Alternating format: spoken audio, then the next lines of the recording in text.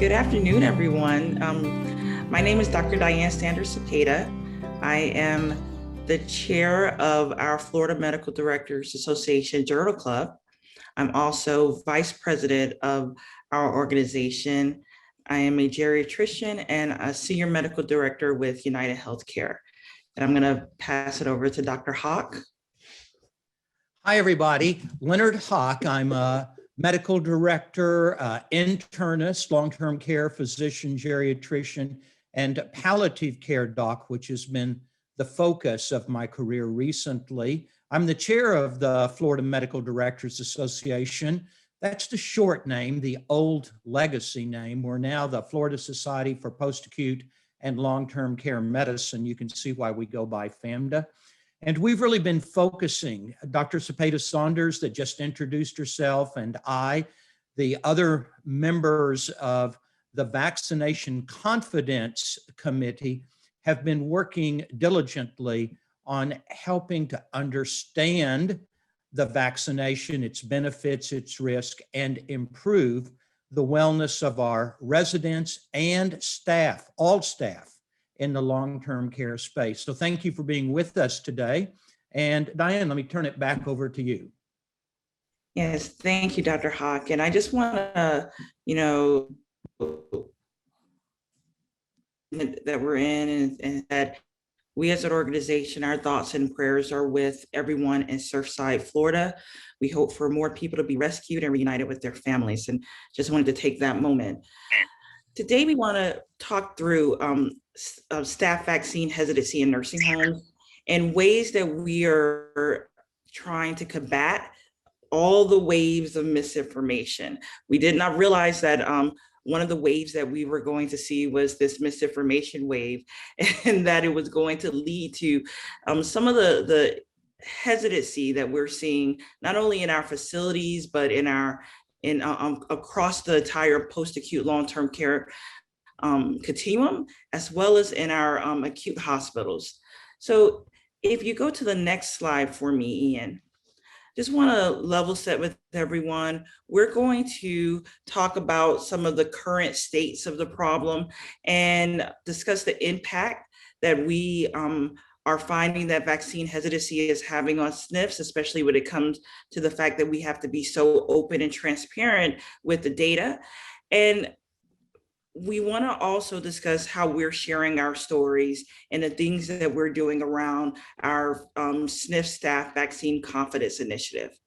So with that, if we go ahead, I want to just start by looking at the current state of COVID vaccinations. And on the next slide, we have a report from the CDC where we're seeing about 65.5% of adults who are over the age of 18 having received at least one dose of the vaccine. And this was updated on June 22nd. And we know that there are some initiatives out there to get to a 70% goal. What we're seeing in Florida is we're seeing that we have some pretty strong participation, but where we're faltering at is around our healthcare workers. We'll talk a little bit about that in a minute. I just want to share another slide that came that we've been paying attention to, given that this survey really highlights the problem. If you go to the next slide for me, Ian, as you'll see that when we looked at the frontline healthcare workers, and we asked who had already received a vaccine and who had plans to receive a vaccine, and those of us who we found, unfortunately, those who were not planning on at all getting a vaccine, we saw the highest percentages in our nursing home and assisted care facilities, as well as in our in-home care. So that is the majority of the post-acute long-term care continuum. And it's really alarming because we do know how fragile and frail some of our residents in these settings are.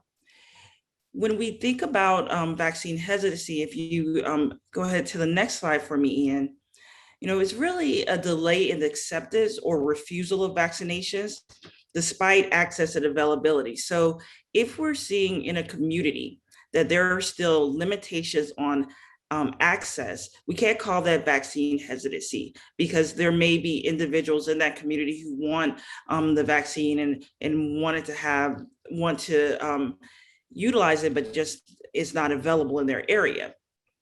And that is not the current state of what we're seeing throughout the country right now. We've been able to see more places give the vaccine, the pharmacies, the grocery stores. We have more vaccination sites being stood up, and now even the availability in physician offices. So this is not the same as the anti-vax movement. This is not, when we're seeing hesitancy is really about delaying an acceptance. It's not always about being against vaccinations. And that's something that we really want to emphasize, because it helps with the way we need to communicate back to those individuals who are hesitant. If you go to the next slide, this sort of brings that home. And this is from the Kaiser Family Foundation website. They have a lot of surveys on there. It is really good information. And this really looks at those individuals who have not either as of yet scheduled an appointment, or they're scheduling it, but they're waiting for months to do so. So a lot of individuals are still in this wait and see type of moment, where they are trying to understand and get information about what's going to happen after you get the vaccination. So there's a lot of skepticism, and we want to acknowledge that. And it's interesting to see how many people are trying to delay this for more than a year after seeing what happens to all the other people who have already received the vaccination. If we go to the next slide, the reason why this is so alarming to those of us in the healthcare field is because we see how this virus is mutating. So if you've watched the headlines, you've been seeing a lot about the Delta variant, and that is B1617.2. That is the variant that we first identified in India. It is now becoming one of the more popular variants in the state of Florida.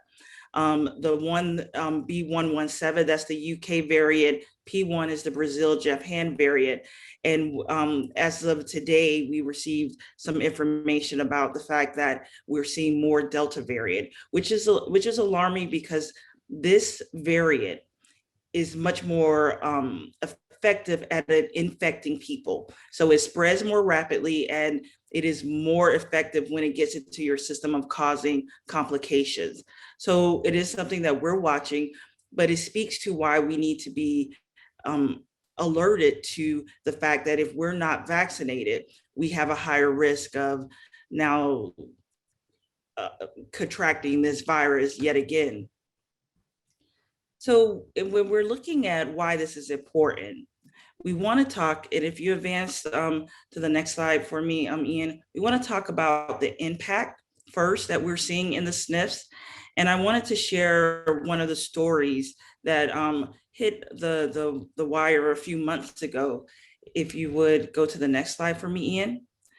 We see that the COVID variants were fueling outbreaks amongst nursing home residents, even when those residents had already been vaccinated. Many of them had either mild symptoms or they were asymptomatic, but the person who spread this was a CNA who was working in one of the nursing facilities in Kentucky, and that's where we saw this outbreak. That variant that fueled this outbreak was actually not one of the ones that we are even tracking, the variants of concern, but it was a variant that was isolated in the state of Kentucky. If you go to the next slide, we keep seeing these kind of stories about these outbreaks, not only in Kentucky, but now in Alaska and Nebraska and other places around the world where unvaccinated workers are setting off outbreaks in the nursing facilities. So to combat all of this and to really track and get in front of it, CMS required that we start having our nursing facilities report cumulative data on the number of individuals vaccinated. If you proceed to the next slide for me. What we really started seeing was, that this wasn't uniform across all type of settings, but it was really in the nursing homes that they must report vaccine and therapeutics data to the CDC weekly, and they have to educate and offer vaccination education to both residents and staff, and offer the vaccine to residents and staff. So it is interesting to see where we're at now. And before I turn it over to Dr. Hock, I just wanted to share a few more things with you. If you go to the next slide for me, Ian. So I'm sure everyone who's on is now familiar with the reporting, if the way we have to report to the National Healthcare Safety Network. There are modules, if you go to the next slide, Ian, where it goes through how to do this successfully. But what's interesting to us and to our board of directors was the fact that this information is public. And if you proceed to the next slide, so the CMS is publicizing this data. And I was reading on this yesterday, and they're really highlighting all of those facilities who have greater than 75% of their staff vaccinated. So it's just something to just make sure that we're all aware of as we start thinking about this and the conversations we want to have around getting our staff vaccinated. And I've been talking for a long time, so I'm going to let Dr. Hock say some things too. Well, Diane, all of your information was valuable. We'll see how I do here. You said a couple of things I think are so important and I want to address. The whole purpose of the Vaccine Confidence Program by FAMDA is three goals. One, to keep the residents and staff alive, to keep them well, and to keep them safe. So we see reasons for vaccine hesitancy. There are three groups when it comes to the vaccination. There are those like me who, as soon as it was available, rushed to the hospital, stood in line with other doctors and nurses for an hour and a half in a very long line, waiting to get this vaccine, now called the experimental vaccine, but it did have an emergency use authorization. And so side effects, negative effects, adverse effects were balanced against the beneficial effects. And so far, in all the literature and all the studies of everybody, young men, children, people over 65, there is no side effect from the vaccine that is as serious as the effect of the disease, which is death and illness. Death and illness is caused by the disease. The vaccine may cause a little soreness in the arm, a little lethargy for a day or two. And recently, in very few young men, there's been some transient, temporary swelling of the heart.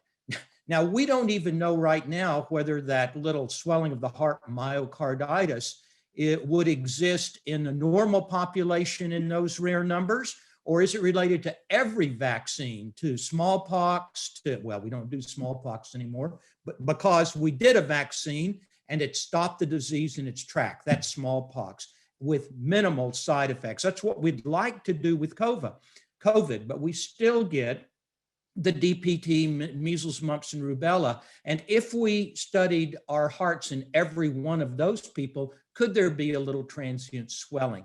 That's sort of the side effect headline right now, but it's not one that's predominant or really even concerning in the whole big population.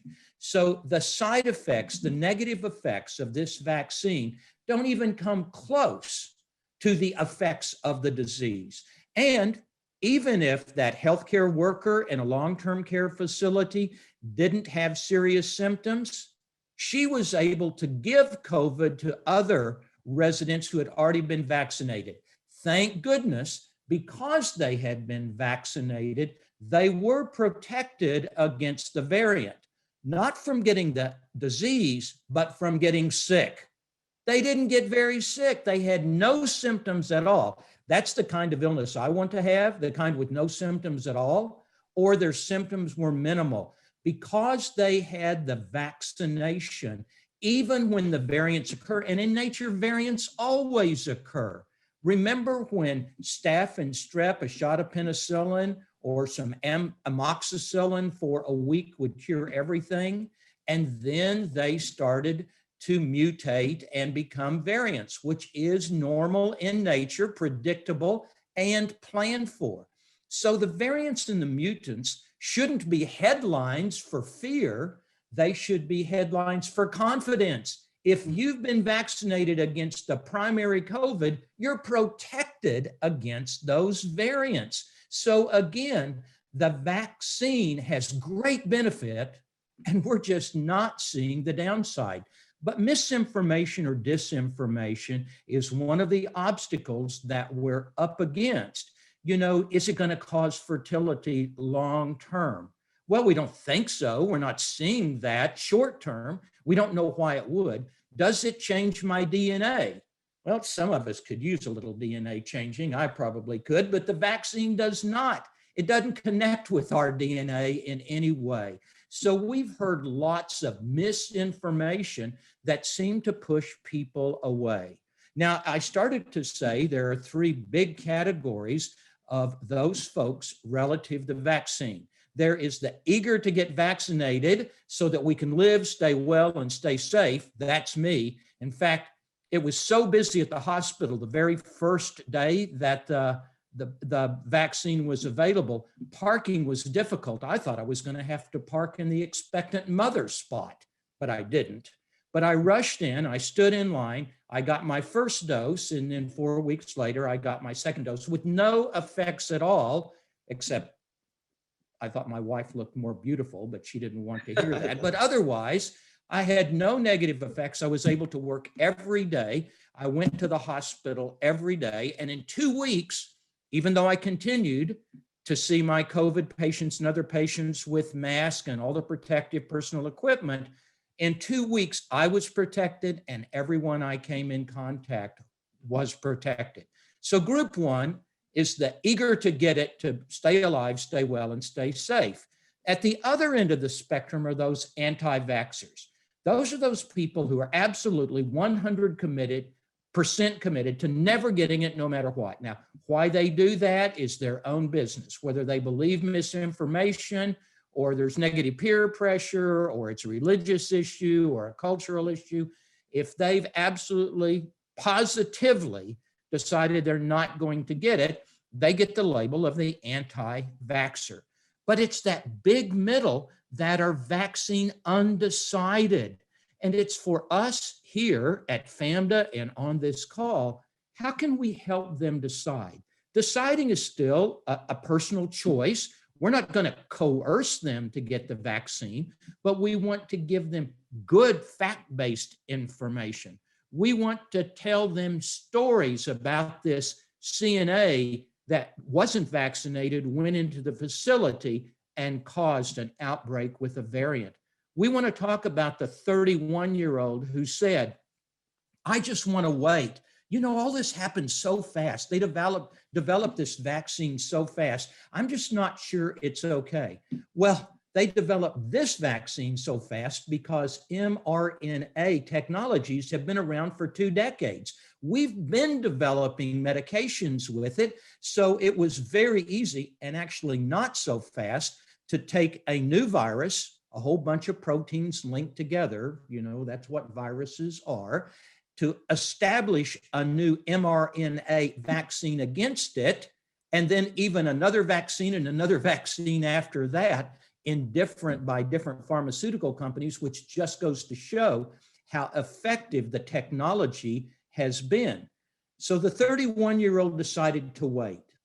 While he waited, he got COVID. There is no side effect or adverse reaction to the vaccine that is as serious as the disease itself. He went to the hospital, to the ICU for a long time. Thank goodness he lived. He's probably going to be a long hauler. We know that the disease does have long-term effects. We don't know if the vaccine does, but even if it does, they're probably small long-term effects. So there are the eager to get the vaccine. We've probably already had it. There are the never going to get it, they say, but we'll see. And then there are the undecided. And we want to help the undecided make a good choice for them without coercion. Some of the pushback has been misinformation. Some of the pushback has been fear issues. Well, if I get it, I might miss work, or if I get it, I might get the disease. You know, every year for the flu shot, we hear people say, oh, I don't want to get it because it gives you the flu. The flu shot never, not 30 years ago, not 40 years ago, not last year, gave anybody the flu. It's not a live virus. It's what's called attenuated, which means it's a dead virus or parts of a dead virus put into our body. Our body recognizes a part of that virus and develops antibodies and T and B cells against the infection. So it either keeps us from getting the flu or it reduces the symptoms of the flu. Nobody gets the flu from the flu shot. Nobody's going to get COVID from the COVID vaccination, but that's one of the fears. There are fears that we don't know enough yet about the side effects and adverse reactions. Well, that may be true, but what we do know is the disease is worse than the vaccination all the time, every time. And then there's a trust issue. Now, this is a difficult one. This is very difficult. Lots of the staff in long-term care, lots of the staff, and not just the primary patient care staff, the CNAs, the patient care assistants, but the environmental services, the housekeeping staff, the food service staff, central supply staff, often they are poorly educated, or at least not extremely educated folks. They really communicate with each other and develop their cultural beliefs from talking with each other. That's normal. That's what a culture and a belief system is. But that ends up being groupthink. Everybody in the group sort of thinks the same. And we could call that peer pressure. So the trust issue, we have to get in there and see what is it they don't trust. So if I said the Tuskegee experiment, many of you watching today, the 35 of you watching right now, would say, oh yeah, the Tuskegee experiment. That's when American medicine, American United States medicine, did a horrible, unethical study on Black Americans in the South. Now, you don't need to know what the whole experiment was, but it's the basis for distrust, the serious basis for distrust. That experiment didn't end until 1972. So we still have to get over that. We have to be ethical, we have to take responsibility, and we have to convince people that was real and we should take responsibility. And because we take responsibility, I don't mean me, I wasn't part of that experiment, but American healthcare, we have to always vow never to do anything like that again. We have to build that trust. The way to reach into peer pressure, we're talking about solving the vaccine undecided position. So we want to give real information, not misinformation. We want to allay or set aside their fears by talking directly about them. And this trust issue or peer pressure or groupthink, what we have to do, and I'll tell you, there have been so many good people. If you know Rick Foley, who's our clinical consultant pharmacist, just got to the point. He said, you know, you just have to ask that person who is undecided but resistant because of peer pressure or groupthink or trust. You have to ask them, what is it you're afraid of? And let them know. Now, it's time intensive to talk to an individual person, but if any group of your staff in housekeeping, food services, patient care, you can find a champion, an alpha leader, and there's one in every department. You can think of them while I'm talking, and you can ask them individually, what is it that concerns you? What makes you undecided? And what could we do to help you decide? Not coerce them to get the vaccine, but help them decide. And that individual asking, that's the motivational interviewing that you all know, or the dialectical conversation, where we educate them, not by telling them, but by asking them, what are your concerns? What are you afraid of? What don't you trust? Would it matter if you knew that your that the bosses around this joint were all vaccinated. Maybe they got a vaccine in front of you. Now, most people who get the vaccine are that early group, so it's probably not going to happen now that an administrator, a DON, an ADON is going to get a vaccine in front of their staff. But if you've already been vaccinated and you feel like you could be a role model, then do. One of the concerns that we have that we want to be just certain of about vaccine hesitancy is that there's not vaccine obstruction. So is there a supply of the vaccine? If people stand in line and there's not enough, is it available in your facility? Is it convenient? Will it be administered in your facility so people can come to work and get it and not have to take half a day off and go somewhere else where they only have 20 doses and 40 people in line? So we have to be sure that we don't have built-in obstacles when we help people. If they've decided to have it, we want them to get it. Is there a cost? Is it going to cost you half a day away from the work, $40 to get the vaccine? So it needs to be available. The administration of the vaccine needs to be clear. The cost has to be addressed. It's really free to people, but it all has to be addressed. And those are trust issues.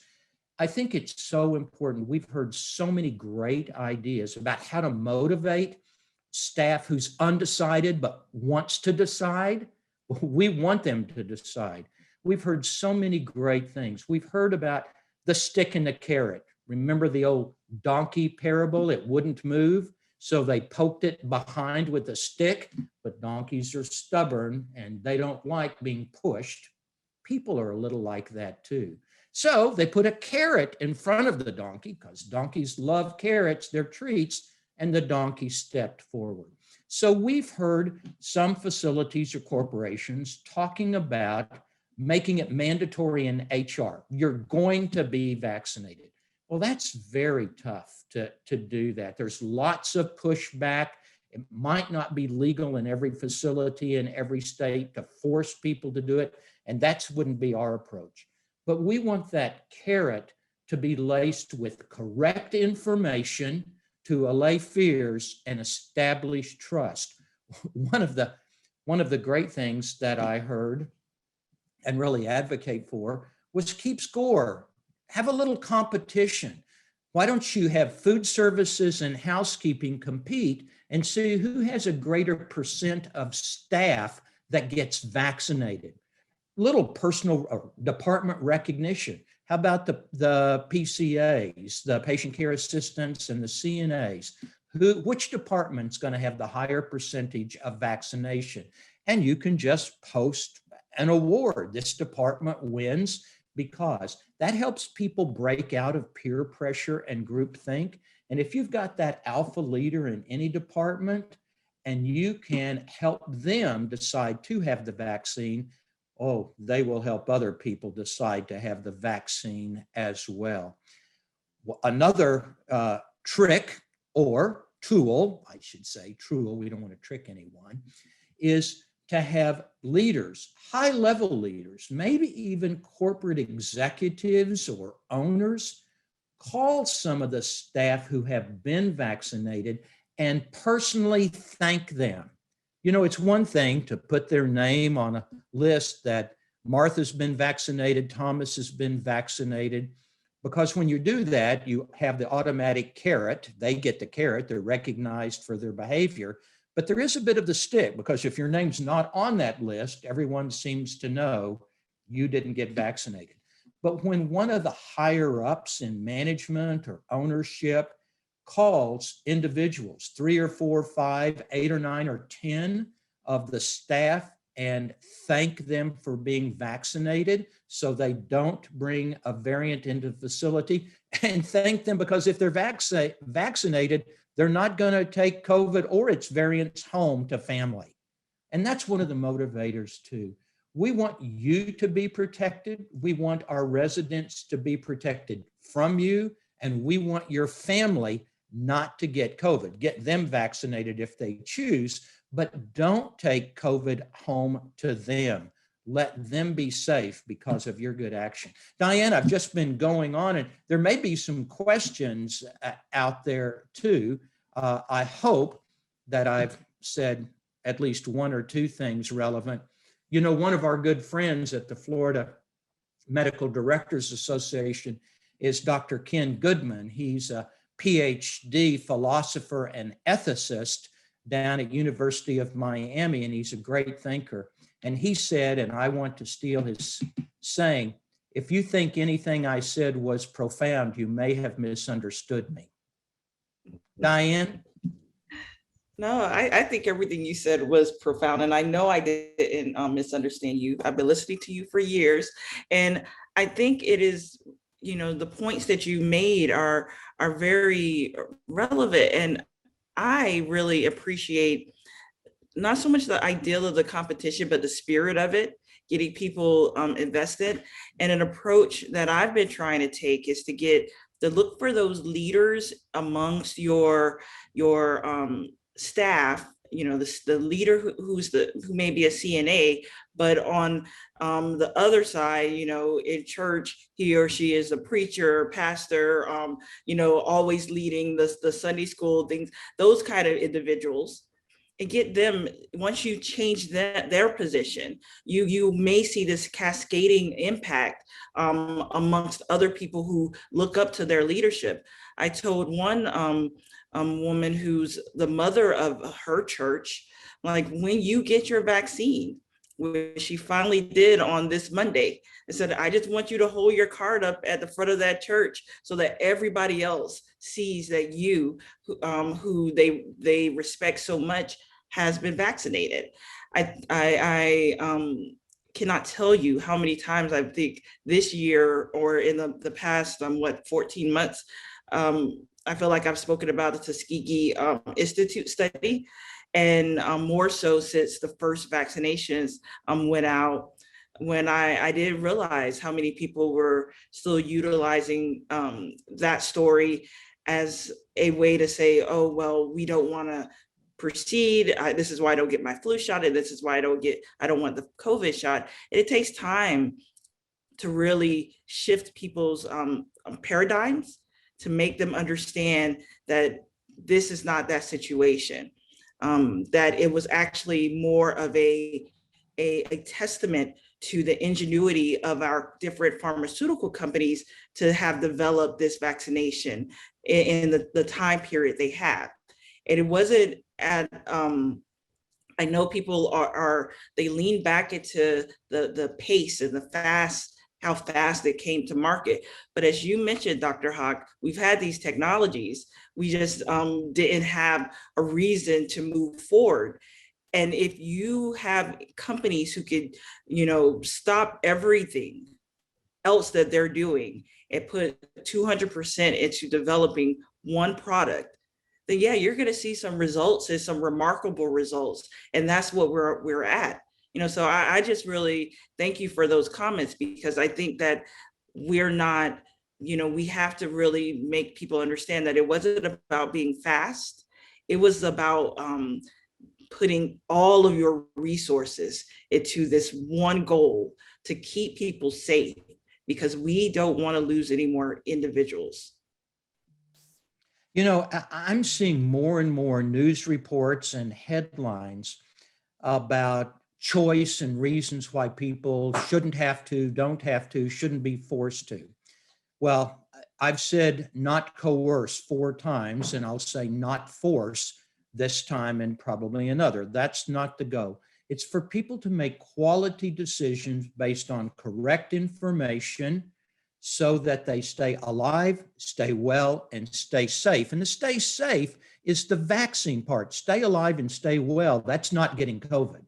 Staying safe is the vaccine safe. And so far, it's incredibly safe compared to many other medicines. You take the package insert out of any medicine that's prescribed to you, and you'll see a list this long of side effects. You look at the vaccine, and so far, we're seeing a list this long of the adverse effects. So the benefit is overwhelming.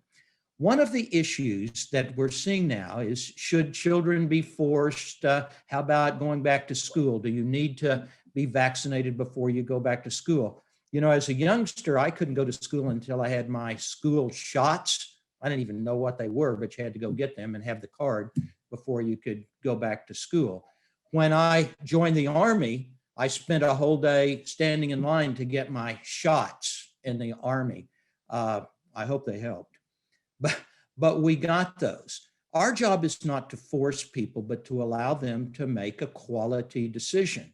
One of the headlines now is, well, I don't need the vaccine if I've had COVID because I've developed my immunity.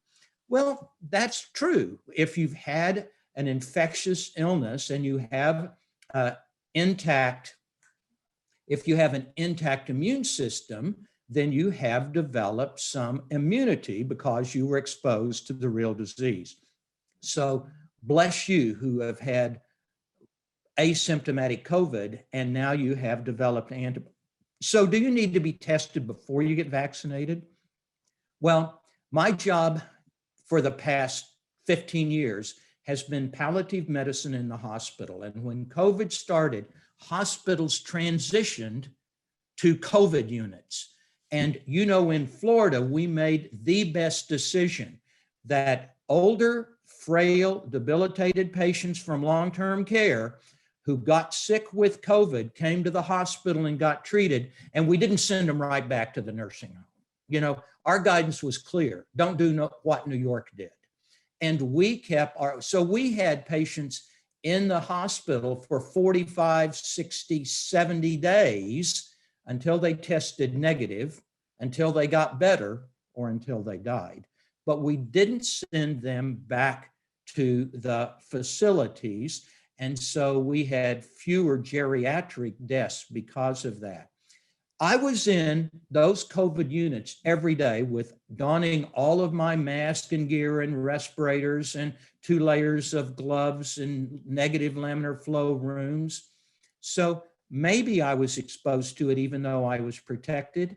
So I didn't have a second thought about should I be tested for antibodies. When the vaccine became available, it didn't hurt me to have the vaccine on top of passive immunity. It may have strengthened my immunity because maybe I was immune to the straight COVID-19, but the vaccine will help me be immune, protected from the straight COVID-19 plus its variants. So when folks come with the argument or the debate point, well, I think I already had it, so I don't need the vaccine. Hey, get the vaccine anyway. If you already had it and you're still at work, God bless you. And he did. And I would just add, Dr. Hock, that there are now studies where we're looking at that because we do think that there's that added immunity for those individuals who had the virus. But when you really think, if you've had it so long ago, we don't know how that immunity that you may have had for that first 2 months, how long it stays. We do know that if you've had it and you had the monoclonal antibodies, 90 days after that, you should get your vaccination. And for people in my own family, that is the advice that I've been giving them. I was in that line with you, the eager line to get my vaccination as early as possible. And I was one of those individuals who had some effects from having that vaccination, where I was the first shot, I was sleepy, and the second shot, I think I was texting people that I was getting superpowers. I don't remember, but 24 hours later, after that shot, I was 100% better. So you have to keep telling people that. And you mentioned the long haulers, and that's something that we don't know yet enough about. We are still doing the studies. The NIH has just earlier this year commissioned for studies to be done. They just started their study and announced that back in May, where we're really starting to pay attention to these post-COVID conditions. The reports that we're seeing 6 months after having had that virus, where you're still having shortness of breath, coughing, fatigue, and declines. We see that, and we're still trying to understand the impact for our frail older people in the nursing facilities, but just in thinking about you trying to get to work and not being able to think and having cognitive impairments secondary to having COVID. Those are things that you can eliminate your risk for if you become vaccinated. We're also now seeing studies that show that vaccination may help with any long hauler symptoms. I just want people to understand that increased immunity is so important if we want to actually get better. So, you make such good points. We can talk about the logic and the facts. And I think we're talking here about the facts that the disease is worse than any effect of the vaccination. And the vaccine protects us not only against the primary, but now the variants of COVID, which is typical with the flu. That's the way vaccines and our immune system work. So don't let the headlines be another scare away. It is a reason to be vaccinated so that even the worst vaccine, which is considered to be Johnson & Johnson, is twice as good as any flu shot in protecting you. I mean, the worst is the best. And those people who have had that vaccine, even if they got the COVID, they're not going to die. They're not going to die. They may, one or two of them, go to the hospital, but most don't even do that. So the vaccine prevents the disease, and if you get the disease, it reduces the risk of death and illness. One of the comparisons, I think it's so hard. Oh, do you want to step in there?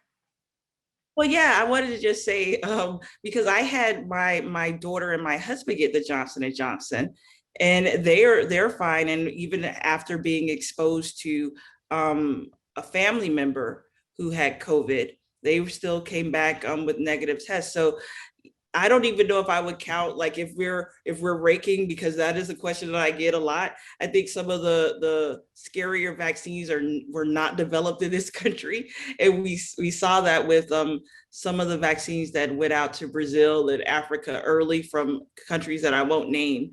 But I just, it offers protection. And when you're thinking about, okay, how do I protect my loved ones? How do I protect my residents?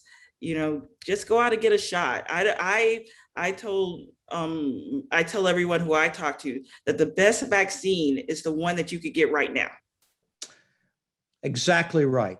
But trust and fear are total. Misinformation is logic and intellectual. Trust and fear are emotional topics. And we who want to be information providers so that people can make a good quality decision for them, we can't debate emotion from emotion.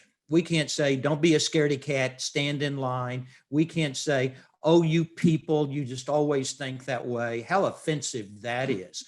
We have to be intellectual without being uppity to get into the culture, to the trust, and to the fear. One of the examples that occurred to me the other day, in 1960, my mother, my father and mother, but my mother bought a American Motors Rambler. So any of you who are younger than 100 probably won't even remember an American Motors Rambler. It was a very boxy, ugly car. It didn't have seatbelts. It didn't have seatbelts in it. I don't know if any of the cars had seatbelts in them. But that was a time when people were starting to study. Safety engineers, highway engineers were studying deaths from crashes. And people went right through the windshield, right into the dash, crushed their chest. So seatbelts was a hot topic. But many people said, no, it's too tight around my waist. It pressures on my bladder. I'm too heavy.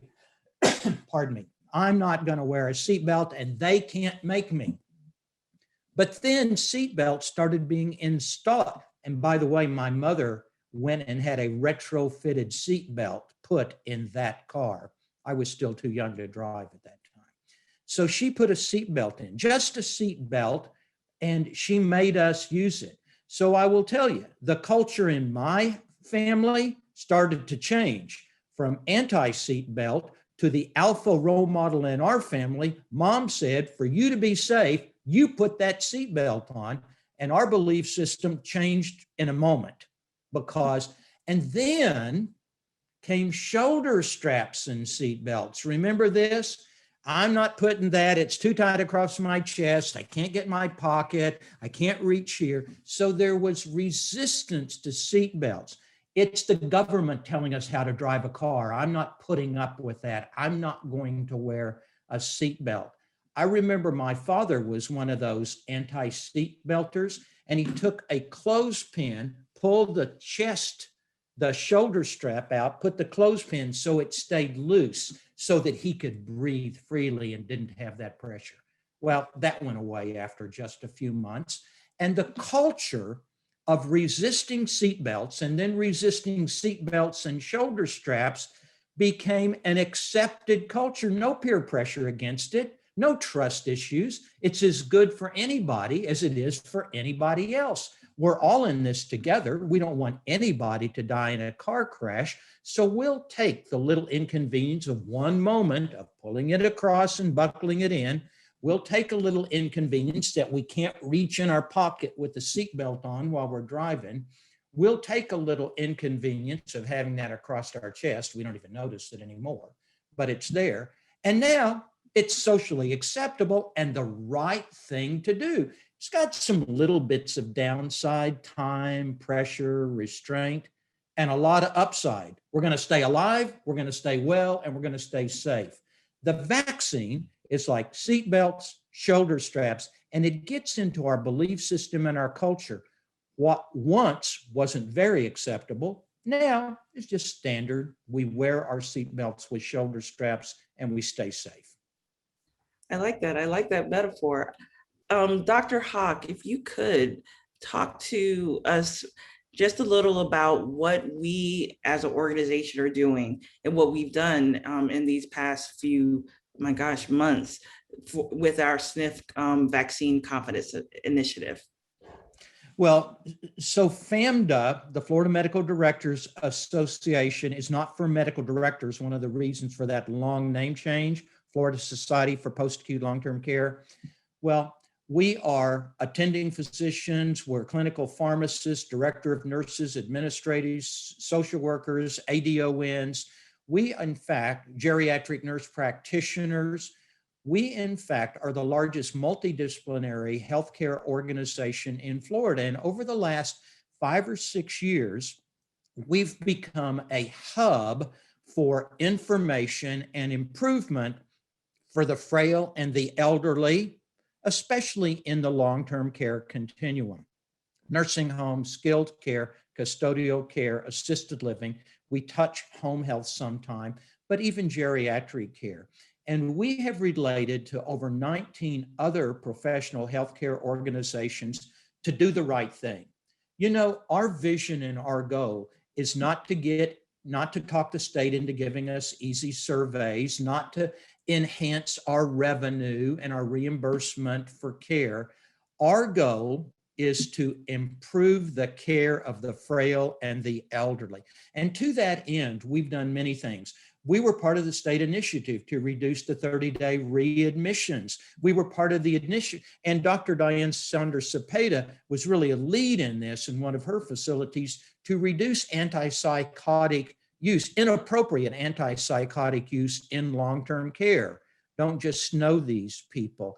We have had lots of initiatives. We were the group that went to bat years ago for nurse practitioners to have prescriptive authority. Alabama and Florida were the last 2 states where nurse practitioners could not write prescriptions for controlled substances, even with collaboration.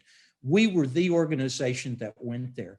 So, you know, the Florida Hospital Association, FMA, FOMA, FADANA, the Director of Nurses, and many other associations have related to us, could we help?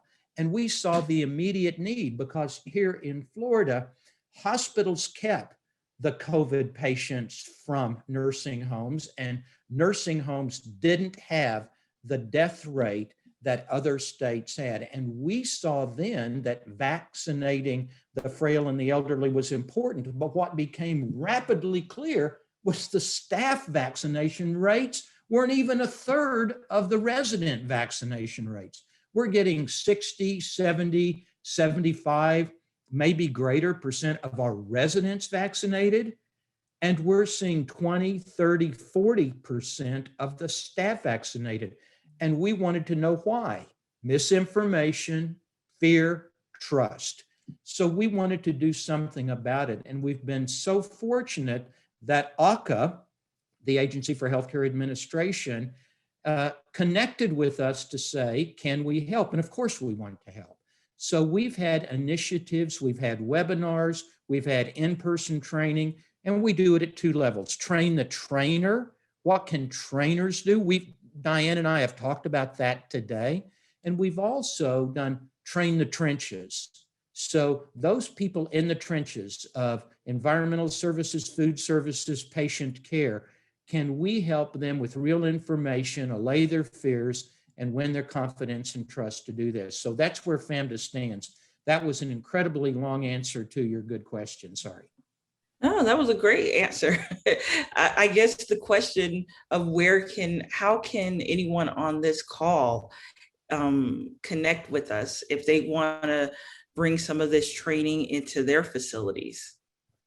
Yeah, great. So we have recorded, in fact, we're being recorded now. And if you think any of this information would be valuable, then you can see Ian Cordes. His picture is also Shane Bellotti, but you can contact Ian Cordes. You can contact me, Leonard Hock, H-O-C-K, at 561-714-1531 by phone or text. And we can direct you. We can do webinars, we can do Zoom calls, we can give you some videos. If possible, we'll try to come to your facility to do an in-person training if you think that's pretty labor intensive to do that. But we think this is important at FAMDA and we want to help. Yeah, and to that point, we have now videos with some of our clinicians in Spanish and in Creole. We were able to talk to infectious disease, and all of those videos are available if you want or see a need to utilize them. You know, we've been talking, myself and Dr. Hock have been talking for the majority of this time, and we want to definitely make sure we're addressing any other questions you may have. Yes, we want to hear from you all, but because some of my best ideas were actually somebody else's best ideas that I thought were terrific. So you all probably have some great ideas, and even more importantly, or as important, some serious questions. So we'd love to have you raise your hand or chat or unmute and just start talking. Okay, we've got the list. You want me to start calling on people, Diane? You can call them if you want, but if you don't want to talk, I know there are a lot of people on the call. You can call Dr. Hock at his cell phone. Okay, you can always you can. Yeah, and ask your questions. It's our mission. I believe one of the things that I found so alarming is there's still over 59,000 staff of nursing homes who are not vaccinated. So whatever we could do to get their questions answered and get those individuals who are undecided to commit to getting a vaccination, we will, like Dr. Hock said, we will do it. So Diane, I heard something at a meeting the other day. I couldn't believe it. I shook my head and I've heard it repeated once, that in long-term care, and for all of you people that work, the healthcare workforce is so limited that now hiring is very common in almost every facility. So they were about to say, we are this many CNAs short in long-term care in Florida. And I thought they were going to say 700 or 1,300 or 3,000. I thought, oh my gosh, we can't be 3,000 staff short in Florida. And you know what the number was, they said? 20,000 people short. So as you all hire, I hope you can, and Florida made great accommodation. The patient care assistant program was a great accommodation for a shortage in staff, on the job training, being paid while they were training to be sort of CNA-like. You all out there know much more about that than I do. But as you hire, vaccination information is going to be important in the onboarding of those folks. So if all of a sudden in long-term care, we were able to hire 20,000 people, we need to make available, their choice, but we need to make available 20,000 vaccinations if they haven't already had it. So it's important to think about the onboarding as well. We did get a question about, have you heard any new information regarding boosters? I'll tell you what, I've not heard any confirmed information that a booster will be required. They are still conducting those trials where when they were looking to get the EUA, the emergency use authorization approved, they had ongoing trials and looking at and assessing those individuals in those trials. So those trials are still going on in which they're testing immunity. I don't know, Dr. Hock, if you have anything to add. Well, we've already, actually in our everyday lives, we've already had the boosters because Pfizer was the first one. And then 4 weeks later, you got the second shot. The first shot of Pfizer was like 64% effective in keeping you from getting sick. And the second one got up to like 95% effective. You know, the everyday annual flu shot is like 50%. So these vaccinations, so the first shot of Pfizer was the shot. The second shot boosted your percentages of safety up. Same with the Moderna one. Johnson & Johnson is just one. So we've already had booster experience. The question is, when will you need the booster? Is it going to be 6 months or 6 years or never? I mean, are you going to carry your immunity to COVID and its variants lifelong? That'd be terrific. We don't think so, but we're not sure because we have to let time pass. But if boosters are required, they're going to be there because the technology that's well known is going to be super easy to make the booster shot. So that's a great question. I think we've already seen the booster with the Pfizer and the Moderna, and we'll probably see it in the future. It'll be there waiting for us when we need it. I have a question. Go for it. Okay. How do we monitor these patients, these employees through testing? I mean, how are they even tested to see if they're even carrying the virus? I mean, they're in every day to these patients, and if they haven't gotten the vaccine, how do we monitor them to make sure that they're safe to even work with these patients? Well, that's the public health question. So there's a couple of testing. One testing is, are they immune? Even if they haven't been vaccinated, did they have a mild case? They might not, or no symptomatic case at all. And do they have antibodies? Have they developed that passive immunity because they were exposed? Well, that's a blood test. So you're not going to be doing a blood test every day to see if people have passive immunity to COVID. So the other tests are the nasal swabs or brainstem swabs. They stick them all the way back into the back. Well, you're not going to be doing those every day either. So that's a real question. And I think, are you safe? You can still take temperatures. Most people are not doing that, but that's awfully easy. Well, I wouldn't want anybody to come and work in a facility if they had a temperature of 101 Fahrenheit, whether it was COVID or bacterial pneumonia. So you can still take temperatures to screen for wellness. But your question is absolutely relevant, and I don't know that it has a clear answer. No, And Anybody know the answer? I think you still, if you know that they're not vaccinated, and if they disclose that they weren't vaccinated, it's still the same safety protocols. It gets a little bit tricky trying to now implement testing and all of those things. But as far as my understanding is that if they're not if they're not vaccinated and 100%, you just have to make sure that they are being safe. And it would probably be to, I don't know what's going to happen in the long term, but I think it would be safer to have them tested to make sure. I just don't have any information on what the frequency of that should be. And that's where it becomes a big concern, because we have people self-disclosing that they are vaccinated in some situations when they're not. We've now had false ID cards and those kind of things happening. So it really, this is a really interesting time as far as trying to make sure we have developed trusted relationships. I think it's the safest thing is if your facility offers vaccinations, you're keeping track, remind them that they could get vaccinated there. You may have to just consider who they're taking care of if it's a real concern. Shan, that's a great question. Thank you.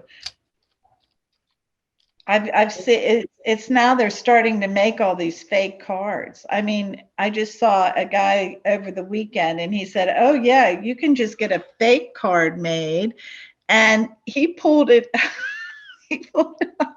I know, but is that fake? I'll show you copies of mine, but it's got my birthday. Yeah, it is. I know there was there was a news story about an illegal ring of vaccination cards being made.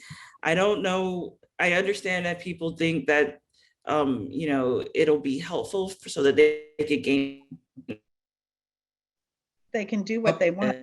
And those kind of things. Long term, though, is very frightening.